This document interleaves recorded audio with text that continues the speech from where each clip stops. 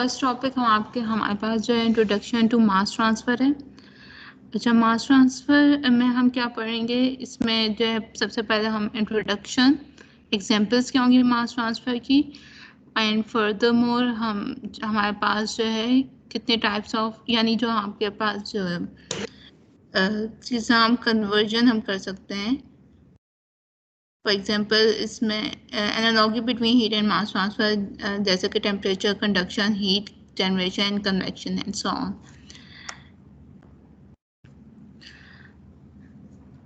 सबसे पहले हमारे पास जो फंडामेंटल ट्रांसफ़र प्रोसेसेस होते हैं, हमारे पास 3 टाइप्स के होते हैं। एक मोमेंटम ट्रांसफ़र है, एक हीट ट्रांसफ़र है, एक मास ट्रांसफ़र है। नाउ मास ट्रांसफ़र होता क्या है? मास ट्रांसफ़र हमारे पास होता है जब आपके पास जो मॉलिक्यूल्स हैं वो जो है due to concentration difference, that is concentration gradient की वजह से जो है वो उसमें जो है ट्रांसफ़र प्रोसेस हो रहा होता है विद इन द मॉलिक्यूल्स मास का। अब जो मास ट्रांसफ़र जो है हमारे पास गैस में भी हो सकती है, लिक्विड में भी हो सकती है, सॉल्यूशन में भी हो सकती है और सॉलिड में भी हो सकती है। मगर सबसे ज़्यादा रैपिड मास ट्रांसफ़र होता है जब आपके पास गैस में हो सकती है, सही। सबसे रैपिड मास ट्रांसफ़र गैस में होता है, then liquid and then solid में।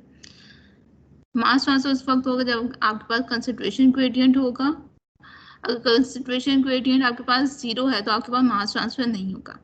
बेसिक मैकेनिज्म्स आपके पास सेम रहेंगे, गैस के लिए भी, लिक्विड के लिए भी और सॉलिड के लिए भी। अच्छा, कंसंट्रेशन क्या होती है? कंसंट्रेशन डिफरेंस की बात की, ग्रेडियंट या कंसंट्रेशन डिफरेंस की बात की जाए तो हम कंसंट्रेशन के बारे में भी हम सबसे पहले जो है देखेंगे। कंसंट्रेशन आपके पास क्या है? अगर हम इन टर्म्स ऑफ मॉलिक्यूल्स की बात कर रहे हैं तो molecules divide by metre cube, यानी जितने भी नंबर ऑफ मॉलिक्यूल्स जो हैं वो प्रेजेंट हैं पर यूनिट वॉल्यूम। इसी तरह मॉलिकुलर कंसंट्रेशन की बात की जाए तो number of moles of any species present in a unit volume, जिसकी यूनिट आपके पास किलोमोल पर मीटर क्यूब है। इसी तरह अगर हम मास कंसंट्रेशन की बात करें तो आपके पास मास कंसंट्रेशन क्या होगा? Mass of any species per unit volume, KG पर मीटर क्यूब। आपके पास कंसंट्रेशन ग्रेडियंट और कंसंट्रेशन डिफरेंस में क्या फ़र्क है? कंसंट्रेशन ग्रेडियंट सबसे पहले आपके पास क्या है? किसी भी change in concentration with respect to its position, that is delta C divide by delta X. अगर हम डेल्टा एक्स को चेंज इन पोजीशन कह रहे हैं तो आपके पास डेल्टा सी क्या है? आपके पास चेंज इन कंसंट्रेशन, जिसे हम कंसंट्रेशन डिफरेंस कह सकते हैं। फिक्स लॉ, आपके पास जो है मास ट्रांसफर में फिक्स लॉ होता है, सही, मेन। और जो फिक्स लॉ के अकॉर्डिंग आपके पास जो है कोई जो भी कमोडिटी है उसमें जो मास ट्रांसफर किस तरह हम एक्सप्रेस कर सकते हैं। Rate of flow of any commodity is directly proportion to the concentration gradient. अच्छा, यहाँ पे कंसंट्रेशन ग्रेडियंट जो है आपके पास क्या है? D C over D X, सही, और directly proportional to the normal area. Proportionality sign जब रिमूव होगा तो आपके पास एक प्रोपोर्शनलिटी कांस्टेंट आएगा जिसे हम डिफ्यूजन कोफिशिएंट भी कह सकते हैं। और ये क्या बताएगा आपको पास कि आपके पास कितनी फास्ट जो है डिफ्यूजन हो रही है। जितनी फास्ट डिफ्यूजन होगी उतनी ज़्यादा आपके पास जो है जो कोफिशिएंट की वैल्यू होगी वो ज़्यादा होगी।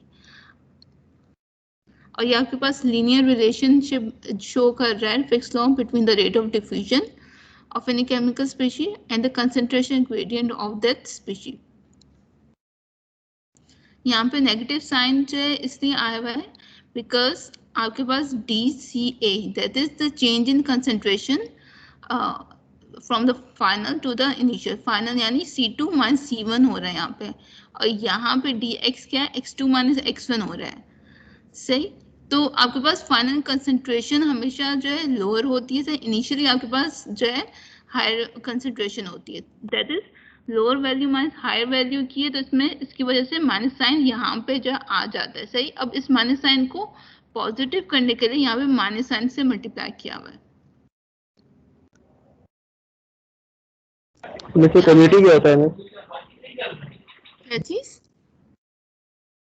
कम्युनिटी क्या होता है? आपने दिखाया the rate of flow of community. अच्छा, इसमें rate of flow of commodity यानी यहाँ पे ये क्यू है, सही है। जब भी कोई rate of flow of commodity हो रहा है उसमें मैं बात कर रही हूँ। अब कंसंट्रेशन डिफरेंस जो है वो आपके पास क्या होगा, फाइनल माइनस इनिशियल, सही है, divide by x2 minus x1, सही। अब फाइनल जो है वो आपके पास कंसंट्रेशन हमेशा जो है लोअर होगी और जो इनिशियल जो कंसंट्रेशन है वो आपके पास हायर होती है। इसी वजह से आपके पास जो मास ट्रांसफर हो रहा होता है, इस वजह से यहाँ पे माइनस साइन, यहाँ पे DCA को हटा के x2 बल्कि CA2 माइनस CA1 होगा, तो इसका मतलब है ये यहाँ पे माइनस साइन जो है नेगेटिव टर्म आ रही है। इस वजह से नेगेटिव टर्म को पॉजिटिव करने के लिए यहाँ पे नेगेटिव टर्म मल्टीप्लाई किया है। यहाँ पे डिफ्यूजन फिनोमेना की बात करें तो आपके पास जो है थर्मल डिफ्यूजन भी होती है, प्रेशर डिफ्यूजन भी होती है। थर्मल डिफ्यूजन आपके पास तब होती है जब आपके पास टेम्परेचर ग्रेडियंट होता है। वैसे तो आपके पास जो है नेग्लिजिबल होती है थर्मल डिफ्यूजन, मगर जब आपके पास टेम्परेचर ग्रेडियंट बहुत ज़्यादा होगा तब आपके पास थर्मल डिफ्यूजन जो हम इनकाउंटर कर होंगे। प्रेशर डिफ्यूजन आपके पास सेम आपके पास नेग्लिजिबल होगी, और ये जो है तब हम कंसिडर कर रहे होंगे जब आपके पास प्रेशर ग्रेडियंट बहुत ज़्यादा होगा। और प्रेशर डिफ्यूजन जो है diffusion due to pressure gradient होती है। फोर्स डिफ्यूजन और नर्सर डिफ्यूजन क्या होती है? अच्छा, फोर्स डिफ्यूजन वो होती है जब आपके पास एक्सटर्नल फोर्स हम अप्लाई कर रहे होते हैं किसी भी मॉलिक्यूल पे। फॉर एग्जांपल अगर हमारे पास इलेक्ट्रिकल फील्ड हमने अप्लाई कर दी किसी मॉलिक्यूल पे से, तो उस वजह से जो डिफ्यूजन होगी वो आपके पास फोर्स डिफ्यूजन होगी।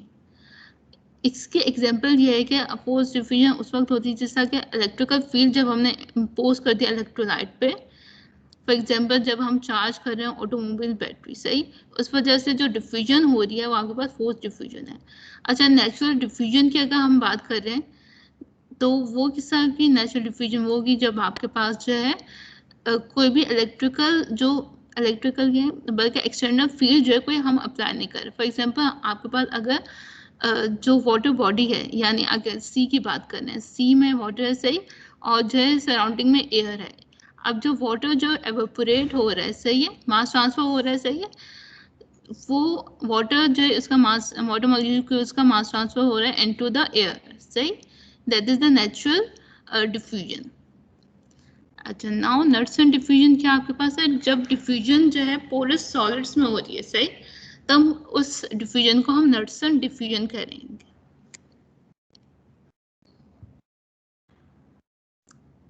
जब भी आपके पास कंसंट्रेशन डिफरेंस होता है किसी भी मीडियम में, तो आपके पता है कि नेचर जो है tends to equalise things by forcing a flow from the high to the lower concentration region, ताकि आपके पास एक इक्विलिब्रियम स्टेब्लिश हो जाए। जैसे इक्विलिब्रियम स्टेब्लिश होगा तब आपके पास क्या होगा, कंसंट्रेशन डिफरेंस जो है वो जीरो हो जाएगा और मास ट्रांसफर उस वक्त स्टॉप हो जाएगा। फॉर एग्जाम्पल यहाँ पे बिफोर एंड आफ्टर की पिक्चर दी हुई है। बिफोर जैसे यहाँ पे सॉल्ट है एंड वाटर, जैसे हमने सॉल्ट पुट किया वाटर में तो आपके पास जो है सॉल्ट की कंसंट्रेशन जो है हायर थी, सही है, यहाँ पे इस टाइम पे। अब सॉल्ट जो है वाटर में जो है डिफ्यूज होगा, मास ट्रांसफर हो रहा है, सही। अब जो है तब तक होगा जब तक आपके पास जो है इक्विलिब्रियम यानी कंसंट्रेशन डिफरेंस जो है वो जीरो हो जाए। एंड आफ्टर पिक्चर, आफ्टर में आपके पास यहाँ पे ये सॉल्टी वाटर बन के the molecular transport process of mass is characterised by the equation, जिसे हम रेट ऑफ ट्रांसफर प्रोसेस की इक्वेशन भी कहते हैं, which is equals to driving force divided by resistance. अगर हम मास ट्रांसफर की बात करेंगे तो हमारे पास ड्राइविंग फोर्स क्या है, कंसंट्रेशन डिफरेंस है, और रेजिस्टेंस क्या है, रेजिस्टेंस इसमें आपके पास पोजीशन है, डिस्टेंस हो गया आपके पास, दैट इज आपके पास rate of transfer process is equals to concentration gradient.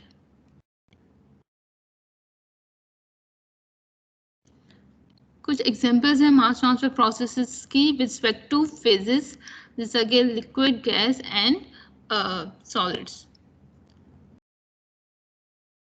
Gas to gas mass transfer processes में आपके पास डिफरेंट एग्जांपल्स दी हुई हैं, जैसा कि हमारे पास mass transfer between nitrogen and oxygen है। जब आपके पास पार्टीशन मूव किया हुआ, राइट साइड पे आपके पास जो है ये एक पिक्चर है और एक अबव वाली पिक्चर है।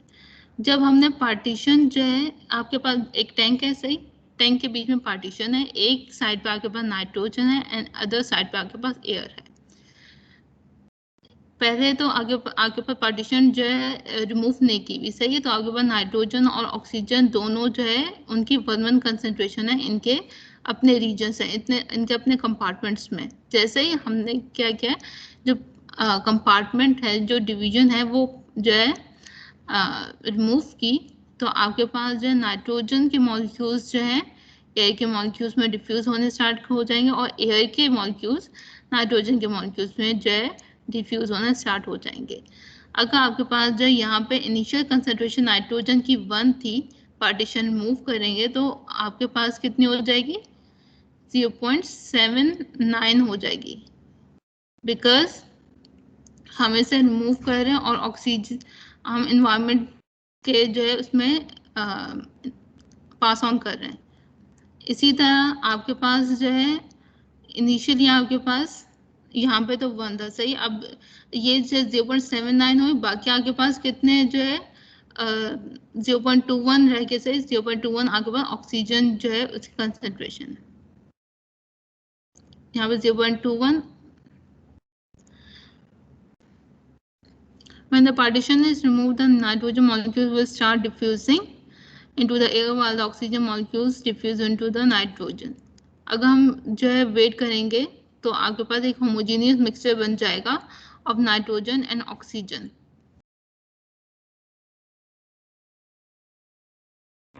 मेरे सिंगल फेज होगा ना, मैं ये सिंगल फेज मास ट्रांसफर। क्या रिपीट करें? मैं ये जो आपने गैस टू गैस कराया, ये सिंगल फेज होगा ना, इसलिए। हाँ, सिंगल फेज है ये। हाँ, इसमें gas to gas mass transfer है ना, तो आपके पास फेज सेम है, गैस है, मगर हमने 2 गैसेस यूज किए, नाइट्रोजन और ऑक्सीजन, उनके बीच में मास वो तो ट्रांसफर। कंपोनेंट मारेंगे जी, ठीक है। हाँ, ये components. Liquid to gas mass transfer भी होता है। अब mass transfer of water into the surrounding air, ये एक एग्जांपल है liquid to gas mass transfer की। लिक्विड वाटर जो है एक कप में, for example at room temperature, तो वो क्या करेगा, लिक्विड वाटर जो है एवापोरेट्स हो रहा है, यानी आपके पास जो है मास ट्रांसफर हो रही है और डिफ्यूज कर रहे हैं इनटू द एयर। इसी तरह हम liquid to liquid mass transfer होता है। Liquid to liquid mass transfer में आपके पास mass transfer of liquid dye and water के एग्जांपल है। जैसे हमने एक जो है ब्लू कलर की एक लिक्विड डाई है, वो हमने इंट्रोड्यूस करा है वाटर में, तो वो क्या करेगी, वो डिफ्यूज होना स्टार्ट हो जाएगी इनटू द वाटर और यहाँ के पास मास ट्रांसफर हो जाए। और जब तक होगी जब तक आपके पास जो है कंसंट्रेशन ग्रेडियंट जीरो ना वो इक्वल नहीं हो जाता, सही है, यानी जीरो नहीं हो जाता। Now solid to gas mass transfer, जिस तरह आपके पास जो है liquid to liquid mass transfer थी, इसी तरह solid to gas mass transfer भी। Solid to gas mass transfer में आपके पास mass transfer carbon dioxide dry ice into the air है। एक ड्राई आइस है जो कि आपके पास क्या होती है, सॉलिड कार्बन डाइऑक्साइड होती है, वो रूम टेम्परेचर पे है, सही है। अब वो क्या करेगी, वो जो है मास, वो कोशिश करेगी वो डिफ्यूज हो जाए इनटू द एयर, यानी आपके पास जो है मास ट्रांसफर हो जाए, कहाँ से, आपके पास हो mass transfer from the dry ice into the air, यानी कार्बन डाइऑक्साइड आपके पास जो है डिफ्यूज हो रही है इनटू द एयर। सिमिलरली आपके पास solid to liquid mass transfer है, जिसमें आपके पास mass transfer of sugar into the coffee है। जैसे हमने शुगर जो है कॉफी में इंट्रोड्यूस कराई, सही है, जबकि आपके पास शुगर के मॉलिक्यूल्स जो हैं वो हैवियर है, सही है, मगर फिर भी आपके पास शुगर जो है डिफ्यूज करेगी upward due to the concentration gradient into the coffee, और तब तक होगी तब तक जब कि आपके पास कंसंट्रेशन ग्रेडियंट जो है वो आपके पास जीरो नहीं हो जाता। और इसके रिजल्ट में जैसे ही आपके पास जो है शुगर डिफ्यूज हो रही है into the coffee, mass transfer हो रहा है, आपके पास जो है कॉफी जो है वो स्वीट हो रही है।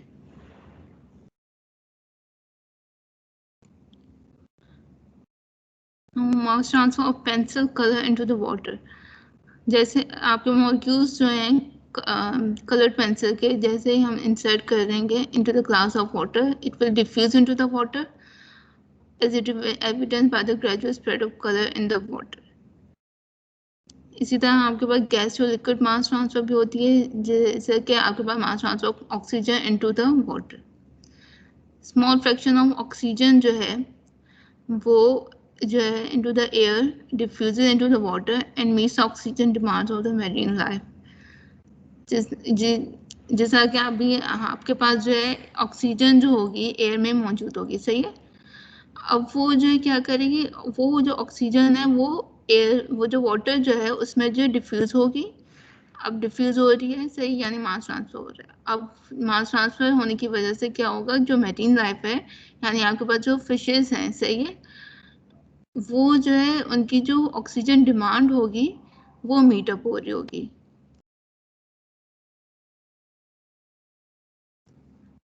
Solid to solid mass transfer भी होता है। Solid to solid mass transfer में आपके पास for example diffusion of carbon into iron during case hardening, या फिर doping of semiconductors for transistors, या फिर migration of dot molecules in the semiconductors at high temperatures.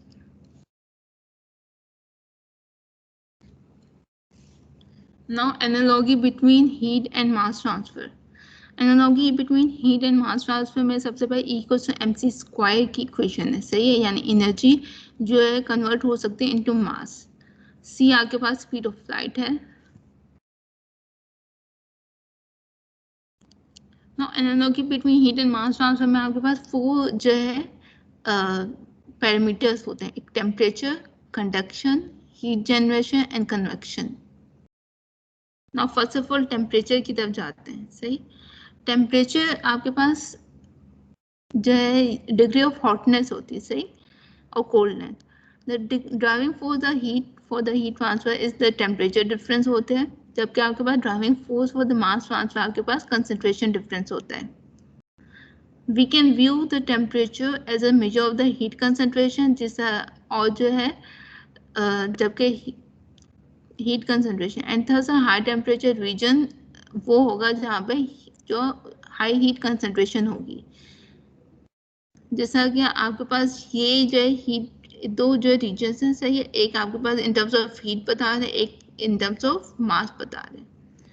यहाँ पे हीट कंसंट्रेशन कहाँ पे ज़्यादा होगी, जहाँ पे आपके पास टेम्परेचर ज़्यादा होगा। 70 डिग्री सेंटीग्रेड है और दूसरी साइड पे आपके पास 10 डिग्री सेंटीग्रेड। हीट कंसंट्रेशन यहाँ पे ज़्यादा है, सही। जहाँ पे हीट कंसंट्रेशन ज़्यादा है वहाँ से आपके पास जो है हीट फ्लो होना यानी हीट ट्रांसफर होना स्टार्ट हो जाएगा from the left to the right side, because आपके पास 70 डिग्री सेंटीग्रेड हाई टेम्परेचर आपके पास लेफ्ट पे था, सही। देन आपके पास अगर इन टर्म्स ऑफ मास की बात करें, मास ट्रांसफर की बात करें, तो आपके पास जहाँ पे मास कंसंट्रेशन कहाँ पे ज़्यादा होगी, जहाँ पे आपके पास जो कोई भी स्पीशी है उसकी जो है कंसंट्रेशन जो है यानी आपके पास वहाँ पे ज़्यादा हो। फॉर एग्जांपल यहाँ पे हम 70% कार्बन डाइऑक्साइड है एंड राइट साइड पे आपके पास 10% कार्बन डाइऑक्साइड है, तो आपके पास mass concentration region would be the region where the carbon dioxide was 70%. So आपके पास जो है mass transfer होगा from the left to the right, that is from the 70% carbon dioxide to the 10% carbon dioxide. Both heat and mass transfer occurs from high concentrated regions, जैसा कि मैं पहले बता चुकी हूँ, towards the lower concentrated regions. अगर आपके पास delta T, that is temperature difference जो है 0 होगा तो आपके पास heat transfer नहीं होगी। अगर आपके पास जो है delta C, that is concentration difference 0 होगा तो आपके पास मास ट्रांसफर नहीं होगी।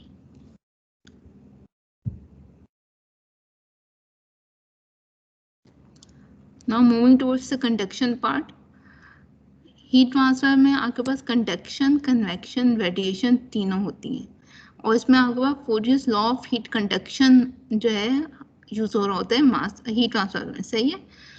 The rate of जो क्या आपके पास क्या है, the rate of heat conduction is directly proportional to the temperature gradient and area divided and area, सही। और जो proportionality constant है प्रोपोर्शनलिटी साइन है वो रिमूव करके आपके पास K आ जाता है, that is the heat constant, thermal conductivity है, सही है।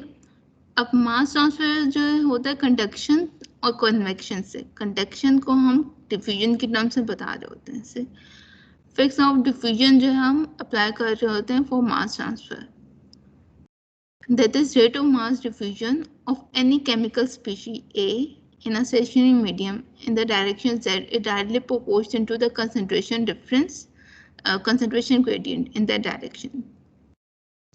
That is m dot DIFF, that is the mass diffusion जो है is equals to minus DAB A DCA over DZ. पहले तो यहाँ पे प्रोपोर्शनलिटी कांस्टेंट था, प्रोपोर्शनलिटी साइन था, से उसे हटा के आपके पास माइनस DA भी आ जाएगा। DCA और DZ आपके पास जो है कंसंट्रेशन ग्रेडियंट है, A आपके पास एरिया है उस जो है स्टेशनरी मीडियम का, DA भी आपके पास जो है प्रोपोर्शनलिटी कांस्टेंट है जिसे हम डिफ्यूजिविटी भी बोलते हैं। माइनस साइन जो है जिसका मैंने पहले बताया था, माइनस साइन इसलिए यूज हुआ है बिकॉज आपके पास जो है जो कंसंट्रेशन डिफरेंस है वो नेगेटिव में आ रहा है, बिकॉज फाइनल माइनस इनिशियल करते हैं तो आपके पास फाइनल कंसंट्रेशन आपके पास वो कम होती है, सही। तो कम वैल्यू से लो वैल्यू में से अगर हम हाई वैल्यू को माइनस करें तो नेगेटिव टर्म आती है, सही। इसको पॉजिटिव करने के लिए यहाँ जो है माइनस साइन मल्टीप्लाई हुआ। अच्छा, और ये मास डिफ्यूजन जो है इसे ये अगर डिवाइड हुआ एरिया से, सही है, तो क्या बन जाएगा आपके पास फ्लक्स बन जाएगा, that is the mass flux. So mass flux of a species जो है क्या होगा, due to diffusion is JA DIFF equals to minus DAB DCA over DZ। यहाँ पे आपके पास जो है टेम्परेचर प्रोफाइल और यहाँ पे कंसंट्रेशन प्रोफाइल गिवन है, सही। अब इसमें जो है फोरियर लॉ आप यहाँ पे अप्लाई किया हुआ है, सही। Q कंडक्शन जो रेट ऑफ हीट ट्रांसफर है, rate of heat flow due to conduction equals to minus KA DT over DX। इसी तरह concentration profile of any of species A जो है यहाँ पे शो की हुई है, in the direction of X है, सही है, बिकॉज आपके पास है जो डिस्टेंस है, सही है, वो इन टर्म्स ऑफ यहाँ पोजीशन जिसे हम कह सकते हैं वो इन टर्म्स ऑफ X बताएगी। A आपके पास एरिया है। Heat generation, so heat generation से हम रेफर कर रहे हैं कि it is the conversion of some form of energy, जैसा कि आपके पास इलेक्ट्रिकल, केमिकल या न्यूक्लियर एनर्जी है, into sensible thermal energy in the medium. अच्छा, सेंसिबल थर्मल एनर्जी से क्या मुराद है, सेंसिबल हीट वो होती है आपके पास जिसमें आपके पास फेस चेंज नहीं हो रहा होता, सही। टेम्परेचर जो है आपके पास चेंज हो रहा होता है, फेस चेंज नहीं होता उसमें। अच्छा, इसमें हीट जनरेशन में आपके पास टू टाइप्स आ गए, एक आपके पास होमोजीनियस रिएक्शंस आ गए and second is heterogeneous reaction. Now homogeneous reaction क्या होता है, ये आपके पास जो है वॉल्यूमेट्रिक फिनोमेना होता है, कोई भी मास ट्रांसफर जो है जिसमें इन्वॉल्व हो रहे हैं केमिकल रिएक्शंस है, अगर ये विद इन द मीडियम हो रहा है, सही, तो that is the homogeneous reaction. और इसकी विद इन द मीडियम ये जो है केमिकल रिएक्शन हो रहा है, मास ट्रांसफर हो रहा है, तो जाहिर सी बात है इसमें जनरेशन जो वो होगी कोई भी स्पीशी की थ्रू आउट द मीडियम होगी, और ये विद इन द मीडियम जो है ये जो है प्रोडक्ट जो है फॉर्म होगा। Therefore species generation is volumetric phenomena and furthermore the rate of generation जो है वो वेरी करेगा from point two the point in the medium. Such reactions को हम कहते हैं जो कि मीडियम में हो रहे होते हैं कि होमोजीनियस रिएक्शंस हैं and analogous to internal heat generation, यानी इसकी वजह से जो हीट जनरेशन जो होगी वो होगी internally in the medium. Heterogeneous reactions क्या होते हैं, कुछ केमिकल रिएक्शंस होते हैं जो है स्पीशीज जनरेट करते हैं एट द सरफेस, मीडियम में नहीं करेंगे, एट द सरफेस करेंगे as a result of chemical reactions जो कि हो रहा होगा एट द सरफेस और जो सरफेस पे हो रहा है केमिकल रिएक्शन ये बिकॉज सरफेस पे हो रहा है और यहाँ पे जो है कांटेक्ट किसके बीच में हो रहा है, बिटवीन द मीडियम और सराउंडिंग के बीच में जो है कांटेक्ट होने की वजह से सरफेस पे जो है आपके पास जो है प्रोडक्ट फॉर्म हो रही होगी। ये आपके पास सरफेस फिनोमेना होता है, इसे हम हेटेरोजेनियस रिएक्शन भी कहते हैं। And the analogous to specified surface heat flux. Now moving towards the convection. Heat convection आपके पास is the heat transfer mechanism that involves both heat conduction, molecular diffusion जो होती है और bulk fluid motion भी होता है। इसमें आपके पास जो है जो इक्वेशन है हीट कन्वेक्शन की वो क्या है, Q dot CONV equals to HCONV AS TS minus T infinity. That is, rate of heat transfer due to convection is directly proportional to the area and the temperature difference between the surface and the surrounding. Likewise, mass convection जो होता है जिसे हम convective mass transfer भी कह सकते हैं, ये यहाँ पे mass transfer mechanism है between a surface and a moving fluid that involves both mass diffusion and bulk fluid motion. Fluid motion की वजह से क्या होगा, आपके पास जो मास ट्रांसफर है वो इनहेंस हो जाएगा by removing the high concentration fluid near to the surface and replacing it with the lower concentration region farther away. Mass convection की जो आपके पास इक्वेशन है वो m डॉट CONV को से h मास AS CS minus C infinity. CS आपके पास क्या है, कंसंट्रेशन एट द सरफेस है और जो सराउंडिंग का जो कंसंट्रेशन है वो C इंफिनिटी के टर्म में शो हुआ है। ये आपके पास एरिया है स्पीशी का और H मास आपके पास मास ट्रांसफर कोफिशिएंट है। यहाँ पे HCONV आपके पास हीट ट्रांसफर कोफिशिएंट था।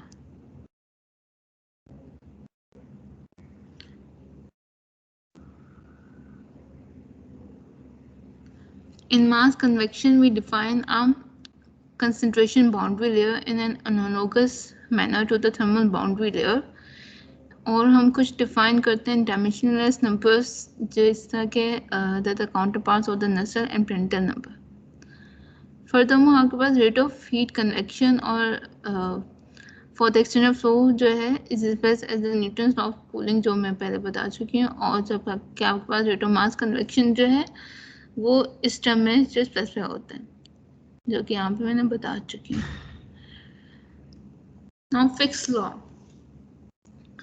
फिक्स लॉ जो आपके पास according to Fick's law for one dimensional steady state molecular diffusion. अच्छा, वन डायमेंशनल की बात कर रहे हैं, यानी आपके पास जो है इसमें जो डायमेंशन है यानी आपके पास जो पैरामीटर होगा पोजीशन का वो एक ही जो इनकाउंटेड होगा। The molar according to Fick's law के पास जो है जो स्टेटमेंट है वो क्या है, अगर हम मोलर फ्लक्स की बात करें, पहले हम मास फ्लक्स की बात कर रहे थे, that is the molar flux of a component in a frame of reference moving with the molar average velocity proportional to the concentration gradient of that component. या फिर हम इससे भी कह सकते हैं कि rate of mass diffusion of any chemical species in a stagnant medium in a specified direction जो है is directly proportional to the concentration gradient in that direction of that component. अगर आपके पास A जो है component diffuse हो रहा है किसी भी binary mixture में जिसमें components क्या है A और B है, तो according to Fick's law आपके पास जो equation बनेगी वो क्या बनेगी, JA is directly proportional to the DCA over DZ, that is the expression. Now in terms of equation अगर बात कर रहे हैं तो proportionality साइन जो है वो जब रिमूव हुआ सही तो आपके पास DA भी आ गया और माइनस का साइन आ गया, इक्वल्स का साइन आ गया, that is आपके पास Fick's law equation for the component A जो कि डिफ्यूज हो रहा है into the component B. अच्छा, हमें किस तरह पता चल रहा है कि ए कंपोनेंट डिफ्यूज हुआ है into B by this equation, इससे पता चल रहा है बिकॉज जो है जे के जो है यहाँ पे ए शो हो रहा है, सही है लोअर साइड पे, इसका मतलब है कि यहाँ पे जो है जो मास ट्रांसफर किसका हो रहा है, ए कंपोनेंट का हो रहा है। अब किस कंपोनेंट में हो रहा है वो कहाँ से पता चलेगा, आपके पास जो डी है डिफ्यूजिविटी, जिसे हम डिफ्यूजन कोफिशिएंट भी कहते हैं, उसके जो सबस्क्रिप्ट पे यहाँ पे ए बी लिखा हुआ है, यानी ए कंपोनेंट जो डिफ्यूज हो रहा है इनटू द बी कंपोनेंट। और कंसंट्रेशन डिफरेंस आपके पास DCA है, ये आपके पास पोजीशन है। इस पूरे DC ओवर TZ को हम कंसंट्रेशन ग्रेडियंट कहते हैं।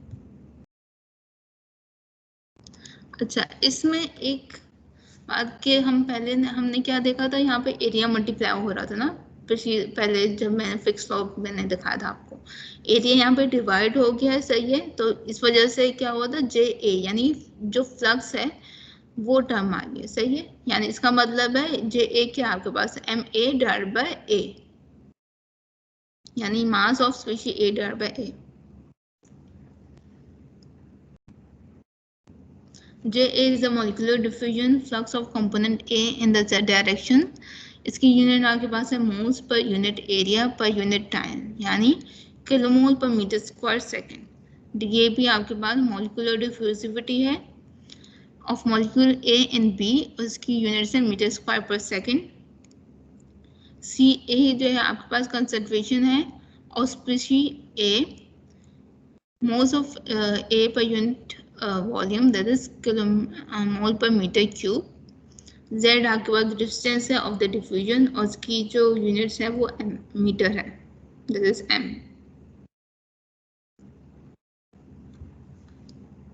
Now Fick's law of diffusion in terms of molecular diffusion, अगर हम जो मॉलिक्यूल्स की बात करें, सही, तो किसका होती है यहाँ पे मॉलिक्यूलर डिफ्यूजन और molecular transport can be defined as the transfer or movement of individual molecules through a fluid by means of random या individual movements of the molecules।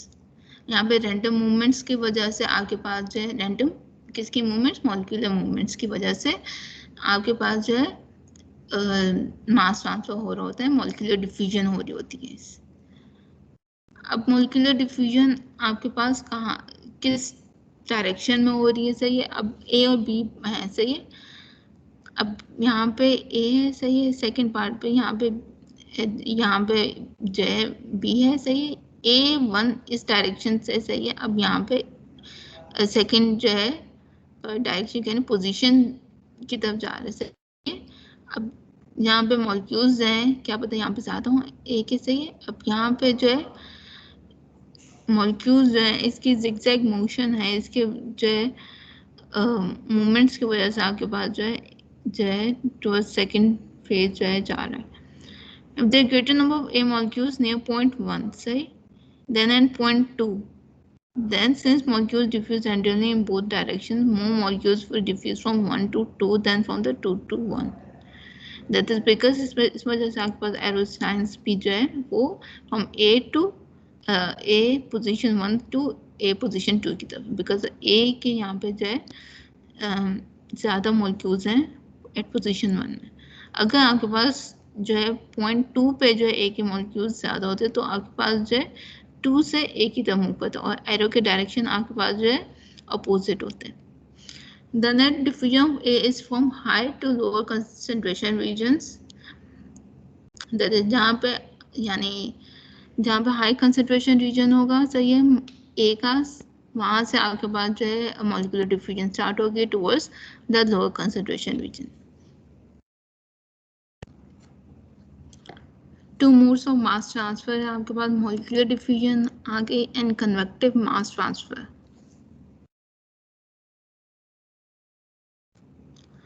Molecular diffusion आपके पास क्या है, the diffusion of molecules when the whole bulk सोड is not moving but stationary. Diffusion of molecules is due to the concentration gradient है, और इसे हम फिक्स लॉ के इक्वेशन से हम डिफाइन कर रहे होते हैं, JA equals to minus C DB DYA over DZ। C आपके पास total concentration of A and B है, kilomole A plus B divided by meter cube, and YA क्या आपके पास मोल फ्रैक्शन है of A in the mixture of A and B। जब आप mole fraction की terms में बात करें तो आपके पास जो फिक्स लॉ है वो इस टर्म में इस इक्वेशन में कन्वर्ट हो जाता है।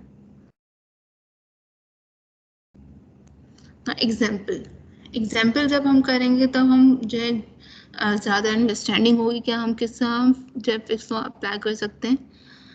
फॉर एग्जाम्पल आपके पास एक मिक्सचर है हीलियम एंड नाइट्रोजन का गैस में, हीलियम एंड नाइट्रोजन गैस का, जो कि एक पाइप में है।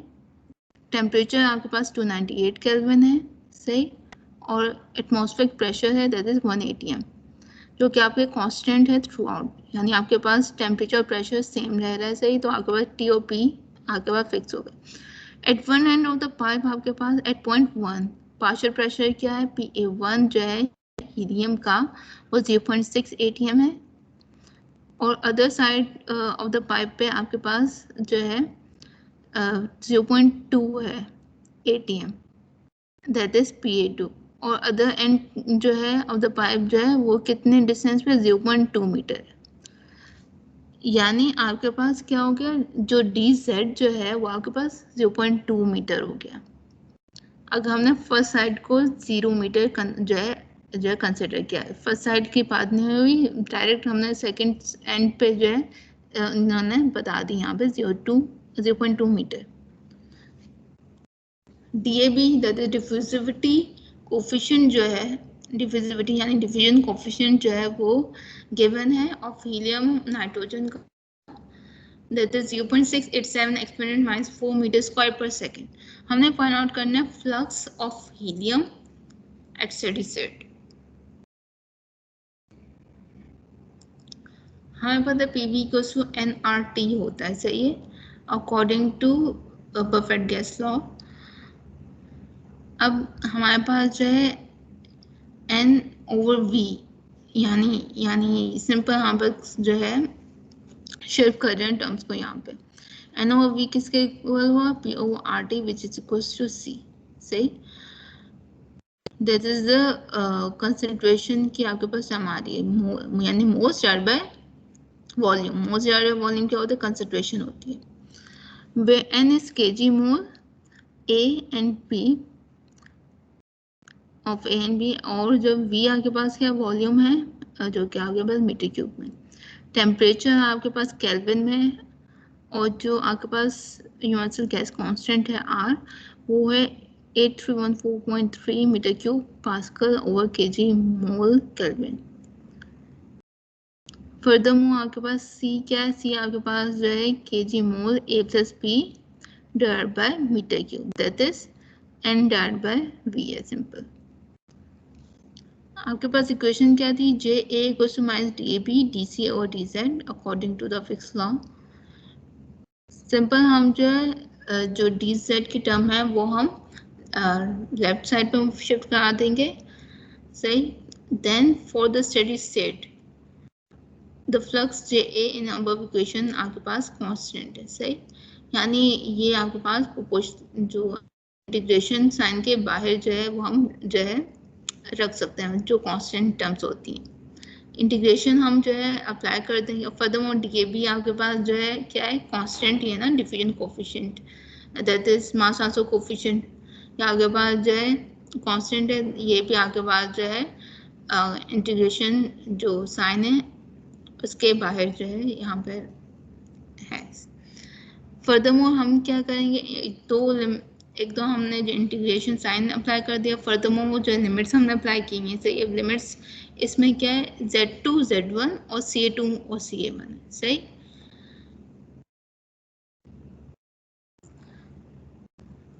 पहले हमने इंटीग्रेशन से सॉल्व किया, JA Z2 माइनस Z1 आ गया minus DAB CA2 minus CA1, और इक्वेशन क्या बनी, JA equals to minus DAB CA2 minus CA1 over Z2 minus Z1।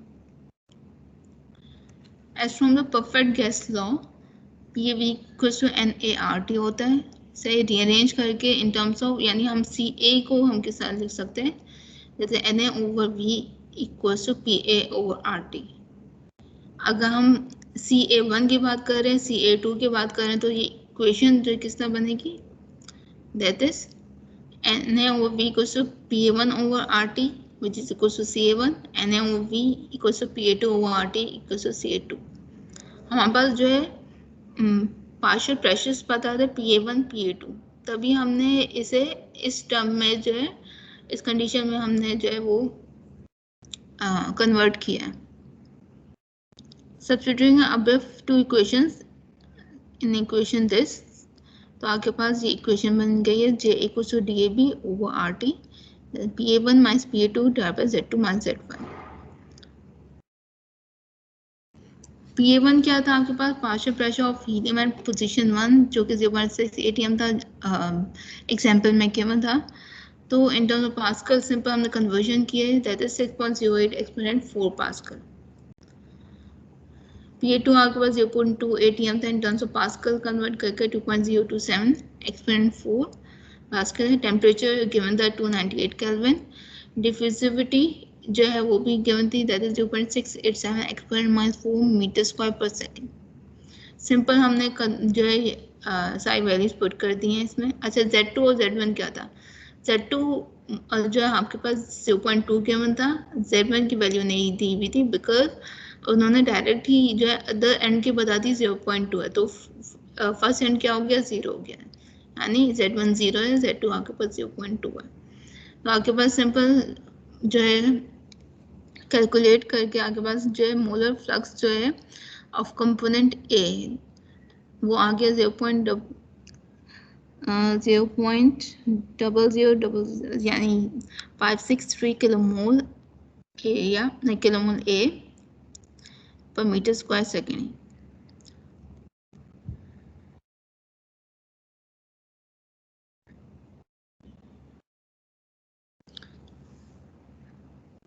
अगर हम प्रेशर जो है इन ATMs are use with SI unit, सही है, तो आपके पास क्या होता है, सही है. अब इसमें आपके पास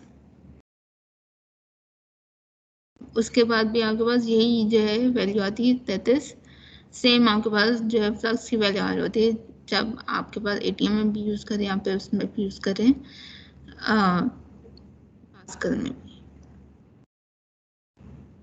बिकॉज दोनों SI यूनिट्स की जो है वो है प्रेशर की यूनिट्स हैं. Other driving forces besides concentration differences for diffusion also occur because of temperature, pressure, electrical potential, and other gradients.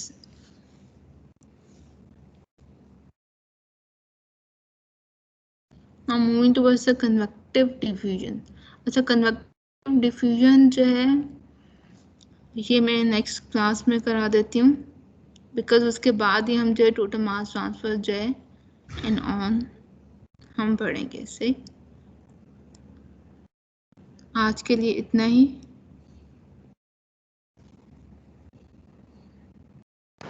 Slide share